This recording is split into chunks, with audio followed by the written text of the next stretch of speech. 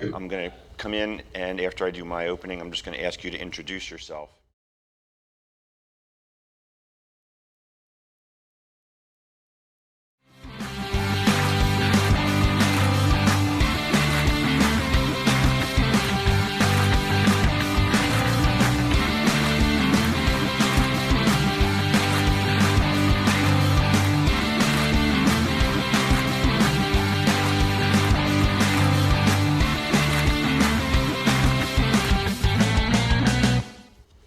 Hi, everyone, and welcome to Behind the Numbers. This is the show where we dig deeper to understand what matters most in business.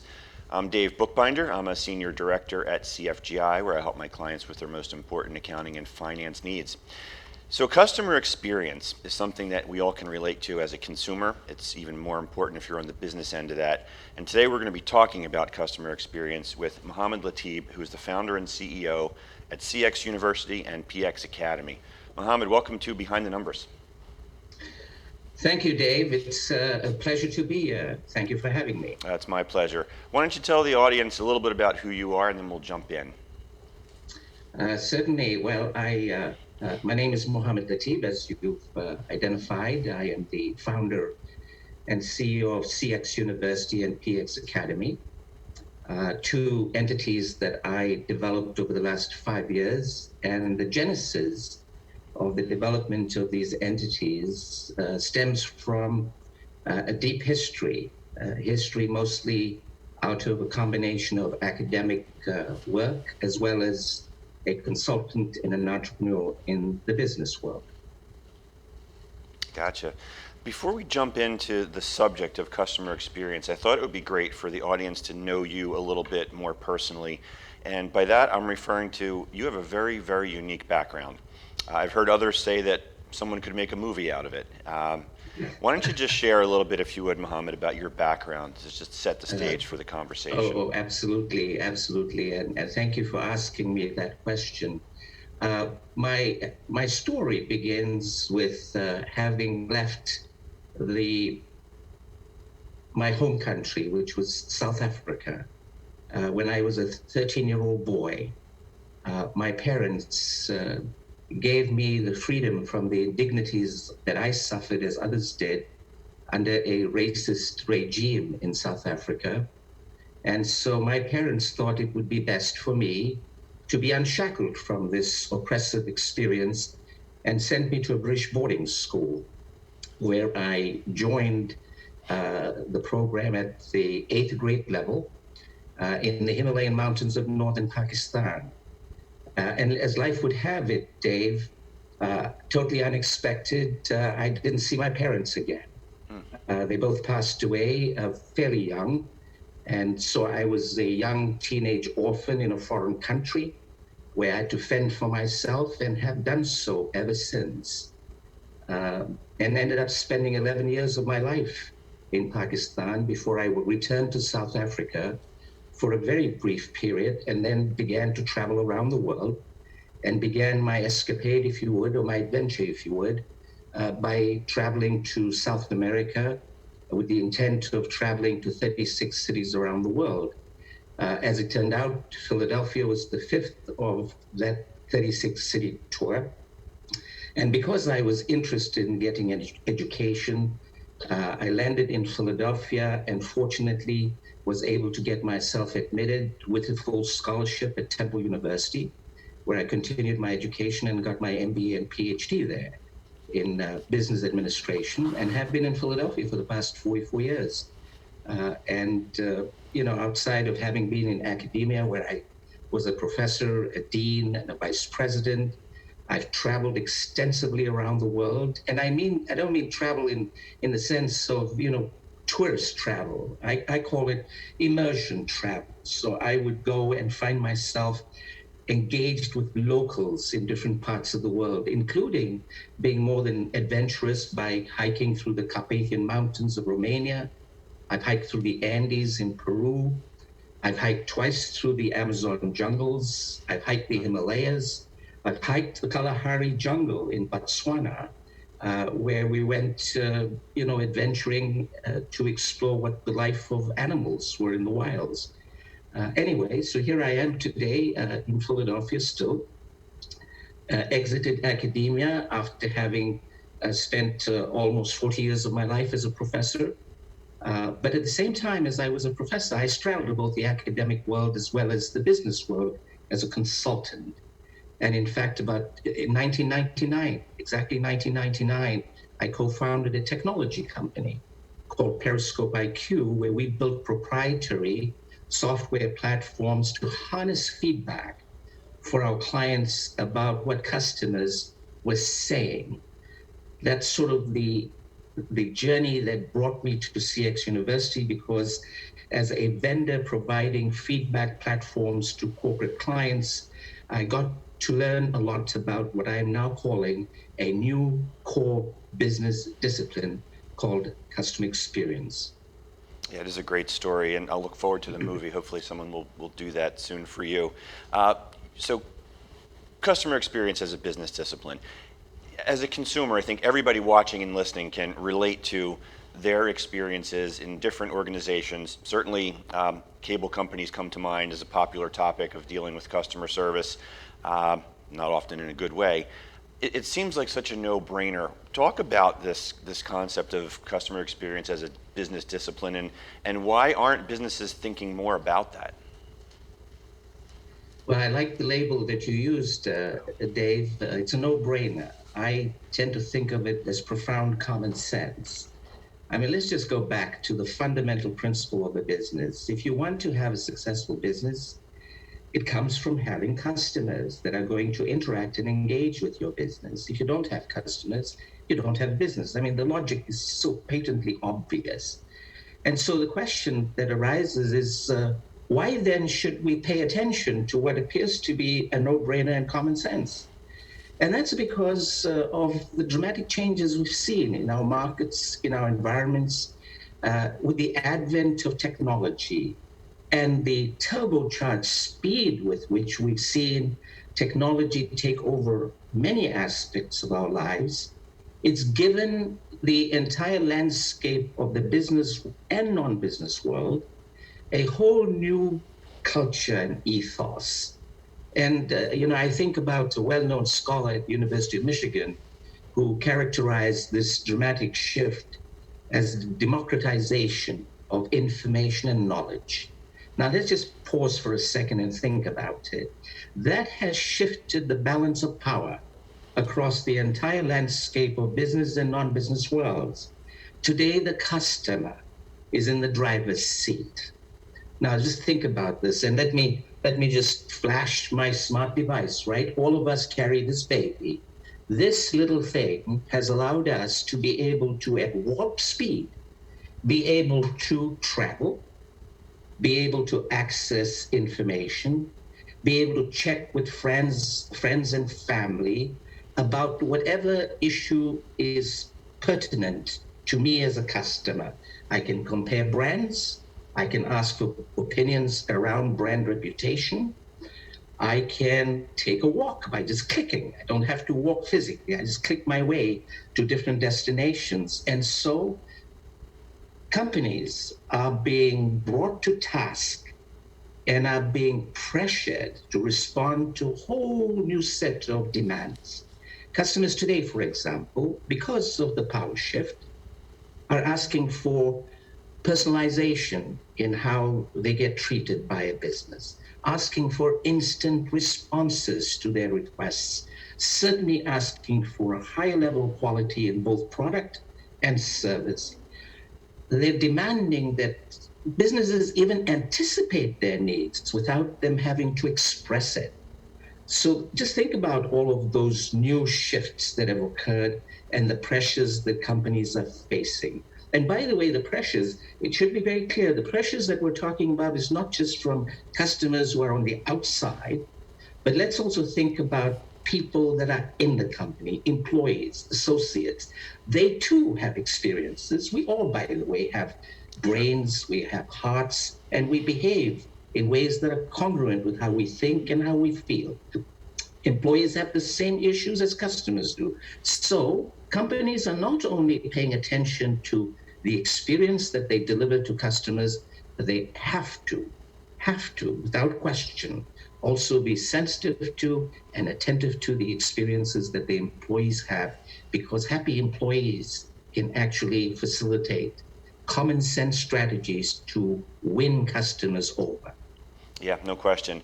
On that note, Mohamed, unfortunately, time goes very quickly here. We're going to have to pause and take a quick commercial break. Don't go anywhere. We'll be right back on Behind the Numbers with Mohamed Latib. We're talking customer experience as a business discipline. We'll be right back after this quick break.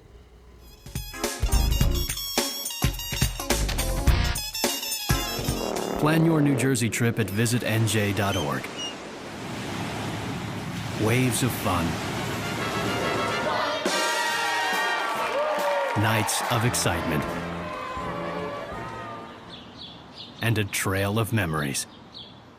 Now that's New Jersey.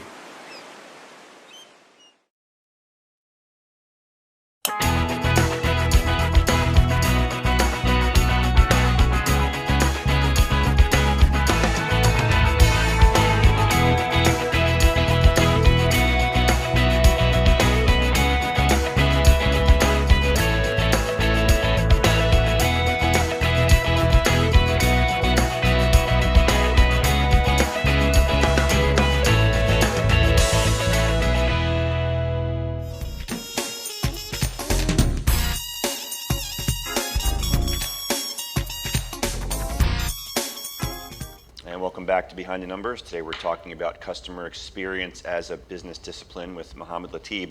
And the first segment went by so fast, Mohamed. I want to just jump right in here on the second segment and continue on that theme of democratization of information. So you talk about the availability of information for the consumer, and the consumer also has the ability to share their opinion. So there's this feedback loop that's out there in relation to the customer experience and what's expected of these businesses.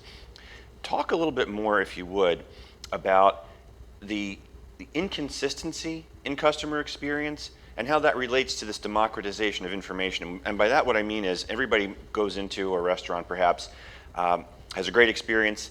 They may come back another time, have not so great of an experience. When you've got people who are your brand evangelists and customer facing, where do we fall short here as businesses? Well, we fall short on a number of levels, Dave. One of the things we've got to remember is that a customer interacts with a brand across an entire path. We call it a journey. So the customer's engagement with the brand is not at the point of transaction only.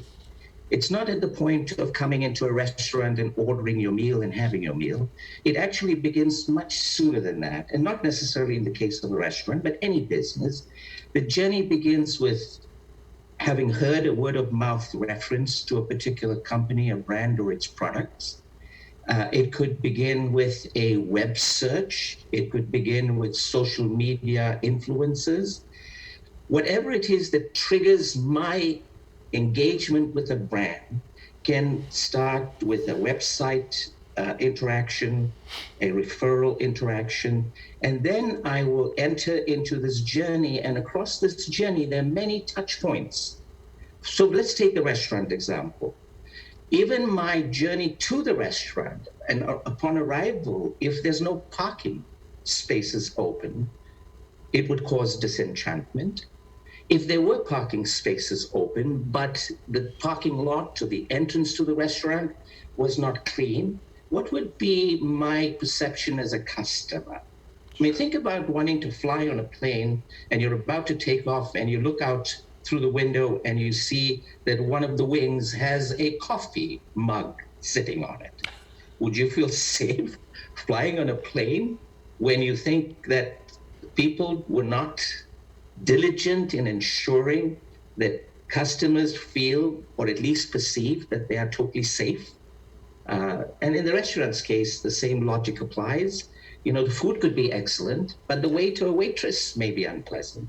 Or vice versa, the waiter or waitress actually could save the brand's reputation, even if the food was not pleasant, by being responsive. I mean, one of the things that's very clear in the CX space, Dave, is that customers, think about this, customers are actually saying, I want you to engender trust in me.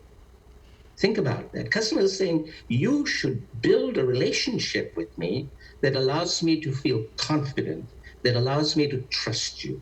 And I want you, therefore, to be totally transparent in your communications. Now, picture the possibility of things going wrong at any of these different touch points in the journey of a customer. And companies, unfortunately, do miss out on various touch points. Take for example, something that's the companies don't quite pay attention to. Even if you are sitting deep inside an organization, let's say you're a billing clerk, right? You're working in the accounting finance office, you don't face the customer, and you get a bill from a cable company that has an error in it. What do I think of? Do I think of Dave, the billing clerk, that made the mistake? Of course, I'm not aware of Dave. Or do I think of the cable company's brand? Whose reputation gets tarnished? It's the brand that gets tarnished. And therefore, the idea of customer experience principles, processes, and models have to be woven into the entire fabric of an organization if they're going to be successful in positioning themselves with advantage. Mohamed, for folks who are watching and listening and want to learn more about you or how they can work with you, how can they reach you? Oh, it's pretty straightforward. Just go to cxuniversity.com. Everything we do is resident on that website. And I might just add, if I may, Dave, we've taken the experience and knowledge we've developed in the custom experience discipline, and we've migrated it and created Patient Experience Academy. What we've done is we've taken the experience of models, successful practices, successful processes, and have said, let's contextualize it for the healthcare industry. And that's how I created Patient Experience Academy. So I have healthcare professionals working with me, and we've taken our knowledge and experience and simply migrated it and made it relevant for healthcare professionals as well. Great, thank you. They say you can't manage what you can't measure, Mohamed. So everything we've talked about so far philosophically makes perfect sense and totally brilliant. How do you or organizations go about measuring this customer experience? Are there key performance indicators? They are indeed. And as part of the program that we offer to educate and train corporate folks around the various domains of knowledge in the discipline of customer experience, one domain is actually a metrics, measurement, and ROI domain. So we have a course dedicated to measurement. And you're quite right. If you cannot measure something, it might not be worth spending energy on that particular issue. So we have all kinds of metrics that have evolved over the years. The one that's probably most widely recognized and known, despite all of the controversy around it, is the Net Promoter Score, NPS, otherwise known by its acronym NPS. And the Net Promoter Score is a differential metric that helps to understand and identify people that become promoters versus people that are so disenchanted that they would actually damage your reputation. And then there are other kinds of issues. Let's take a simple measure that most people seem to ignore, but yet as customers and as employees, we know how relevant it is: the ease with which I can conduct business with you. The ease that you can present to me in my journey can actually be measured. So we call it the customer effort score. How much work are you going to make me engage in order to do business with you? The more energy you demand I consume, the more distant I'm going to become from your brand. And there are all kinds of other measures too. But the point of all of this, Dave, is that you've got to measure if you're going to successfully manage. Yeah.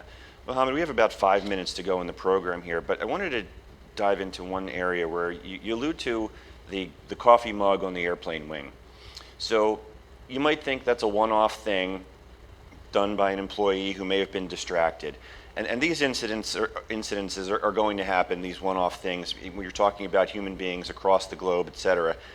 What can companies do, recognizing they'll probably never get to perfection, but what can they do to instill this philosophy all the way through the organization to try and minimize the risk of that coffee cup remaining on the wing? An excellent observation, Dave, and you're quite right in pointing to that example as a metaphor for understanding that we can repair damages. Perfection is an ideal that's fairly challenging to reach. However, we never stop to ask ourselves, based on the feedback we get from our customers, where are the opportunities for improvement? So there's a mindset that I think we must all harness and live with, and that is a mindset that says, let's identify every little loophole and plug it. It's a continuous improvement logic that, of course, has its history in the 70s and the 80s when we always talked about continuous improvement and quality management. This is all part of that same sort of movement, except it's morphed into this new lexicon, all under the umbrella of the discipline of customer experience. Companies do treat this with great respect, because risks are high when you have holes in your journey, and you want to minimize those risks by having a continuous improvement mindset.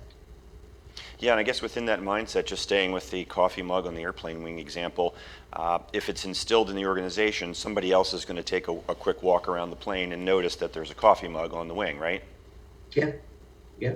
But it's interesting, Dave. It's a funny video that you will find on YouTube called United Breaks Guitars. This is an example of a customer sitting on the plane, looking out on the tarmac, and observed that his guitars were being thrown around on the tarmac, and he was on his way to a music performance in Idaho, in Omaha, actually, not in Idaho, in Omaha, Nebraska. And he appealed to United to do something about this. And unfortunately, because of siloed realities in the corporate world, when he called the attendants on the plane and complained about the guitars being thrown on the tarmac, was told, well, call the office in Chicago or wherever you originated from and have them take care of it, because it was outside their domain of engagement. That on the plane, they can't take care of things that are outside the plane. I mean, think about that kind of siloed mentality, and that creates problems and increases the risk factor. Yeah, sure. That is not my job syndrome, I can't touch that. Mohamed, unfortunately, we are out of time. I want to thank you so much for joining us on Behind the Numbers today. Well, thank you, Dave. It was a pleasure being here. Thank you. So thank you for watching and listening. Today we've been talking about the customer experience as a business discipline with Mohamed Latib, who's the founder and CEO of CX University and PX Academy. I'm Dave Bookbinder. You can connect with me on LinkedIn, Facebook, and Twitter. We'll see you next time on Behind the Numbers. Take care, everybody.